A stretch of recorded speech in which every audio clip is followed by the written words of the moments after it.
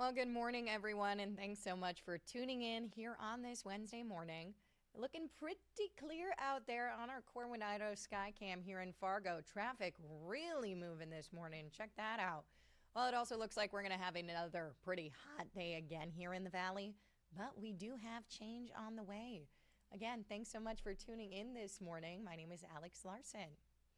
So, that change that I'm talking about, the rain, when it gets here, it's going to be much needed help for the wildfires burning across our region. So, fires have been burning large swaths of land across our region, and three out in Arrowhead, Minnesota, are all more than 1,000 acres in size. So, what I'm going to do here is I'm going to bring up this page.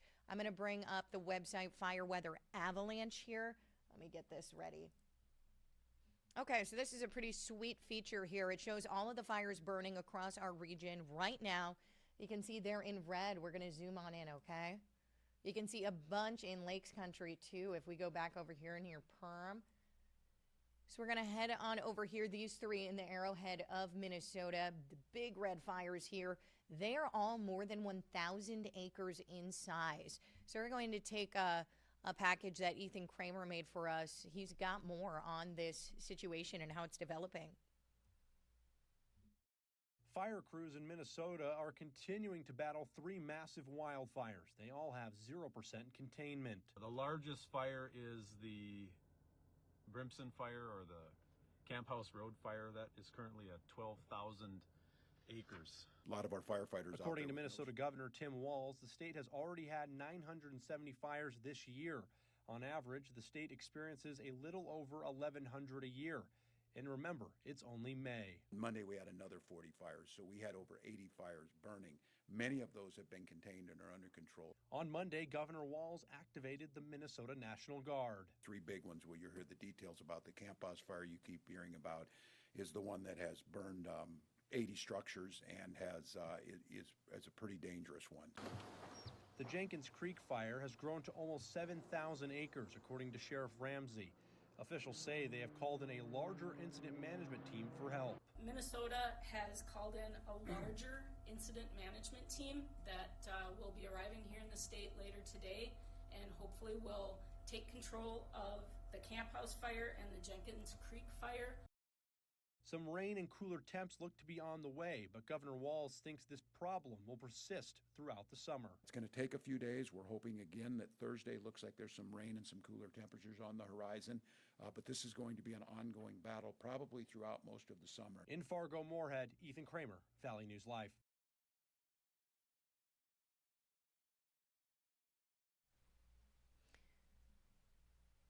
So Governor Walz has said his office has already made contact with FEMA and President Trump as well, should federal assistance be needed to help recover from these fires. And Walz says sorry, I got to repeat my script here. Well, due to those ongoing hot, dry, and windy conditions, the Cass County Board of Commissioners has declared a fire emergency. So that puts burn restrictions in place through May 19th. All open burning is prohibited while these restrictions are in place. So that does include campfires, garbage burning, and controlled burns. It also prohibits the use of any fireworks. There are exceptions to this, though. That is going to include gas camp stoves, grills, and outdoor fireplaces and chimneys. Officials say violators will face penalties of up to 30 days in jail, or you can get a fine of up to $1,500. So remember, our First Alert Storm Team weather app gives you your forecast right at your fingertips to kind of help you navigate what's going on. They've got details on there as well. They post videos throughout the day to keep you in the loop with what you need to know. So I'm also going to hop on over to our website here just to show you a little bit of what our Storm Team is looking at for these next few days, okay? All right, give me 1 second here. Okay, here we go. We're going to hop on over to the Valley News Live website. We're going to go on over to the weather tab. And it looks like we've got Grand Forks typed in here right now. We're looking at 57 right now. 3-day, look at that. Tomorrow they're going to hop down to 77. Friday all the way down to 51. Rainy, windy. So again, there is change on the way. We do have these, again, available on that VNL weather app. You can have these on the go in the palm of your hand with everything you need to know. Moving on here, a local woman is hoping something can be done about a dust problem. It's near her home. So she lives just outside of Horace. And with the recent construction and nearly 40-mile-per-hour winds, she's stuck with flying debris pretty much everywhere. It's a problem we're kind of seeing all over here in the valley right now with the recent weather that we've been having. And I'm now going to tell you what can and cannot be done. So chloride treatments are possible through discussion of city leaders, something this woman has been trying to get done, she says, for years. Let's take a listen. It's everywhere. I mean, if I hose off the sidewalk in front of my shop, it's just kind of, dirt. It's just terrible. So, since Connie technically lives outside Horace city limits, they're not really able to do anything for her. If you do live here, though, and you're having this problem, the city does have a fix-it form. You can fill that out, problems in your area, and you can find that form. We've got that available for you on valleynewslive.com. Just click on this story. And again, that story came to us through our whistleblower hotline. We do have that form available on our website. We'll just pull this up for you here. I'll pull up that form and give you a better look of what's going on. All right, let's do this. There we go. So, the Valley News Live Whistleblower Hotline, you're able to head on over to our website, and then you put your name, email, phone number, story subject. You're able to upload photos or documents, too, of what's going on in your community, as well as a little bit of a blurb about what is going on as well. That document says if you've got anything to submit with that would help us get a better understanding of what's going on with your situation. Moving on with some more local news here. A Valley City man is hurt after authorities say he drove into a train in West Fargo. That happened yesterday. So the North Dakota Highway Patrol says the unidentified 34-year-old man was driving his pickup west in the eastbound lanes at 12th Avenue Northeast when he hit the train just east of Center Street shortly before 11:30. Highway Patrol says the pickup was dragged about 100 feet and came to a rest along the railroad tracks. They also say the driver is suffering injuries and was taken for treatment. Highway Patrol is looking into whether or not charges are going to be pressed against this driver. And according to unofficial results here, voters in Walsh County have rejected the new jail in Grafton after a split vote. There were only 2 questions on this ballot for this special election, and they both needed to pass for construction to begin. The first, a 0.75% sales tax, that got 1,073 yeses, 985 noes in this unofficial vote count. Second question, for up to 20 additional mills to help fund the project, looks to have failed, only getting 989 yes and 1,067 no votes. So that new jail was projected to cost around $42 million. And officials say it would have actually just been cheaper to build a new jail instead of constantly repairing the current one that is sitting at 50 years old.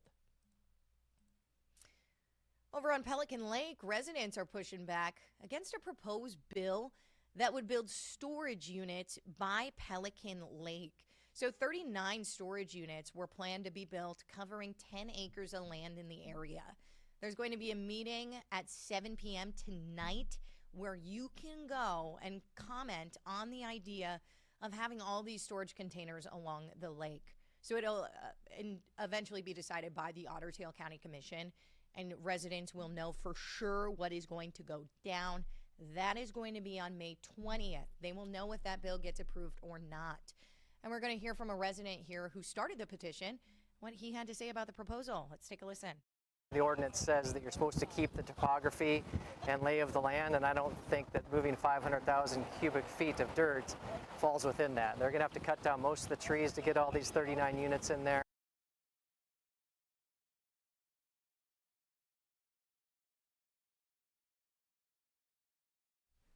So Hampson says he'll be providing a statement at that meeting. He's got only 3 minutes to talk, along with anyone else who wants to comment on that situation there.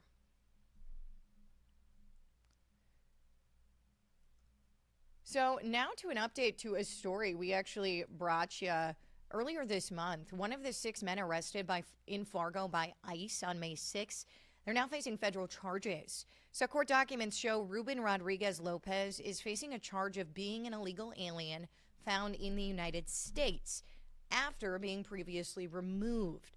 So these documents say an investigation into a noise complaint last month in West Fargo actually led to the discovery of 3 people in the U.S. illegally. And after continued surveillance, Border Patrol initiated a traffic stop of a passenger van in the early morning hours of May 6, leading to the arrest of 6 illegal immigrants, including Rodriguez Lopez. After fingerprinting him, agents actually found Rodriguez Lopez had previously been arrested twice before for illegal entry into the country.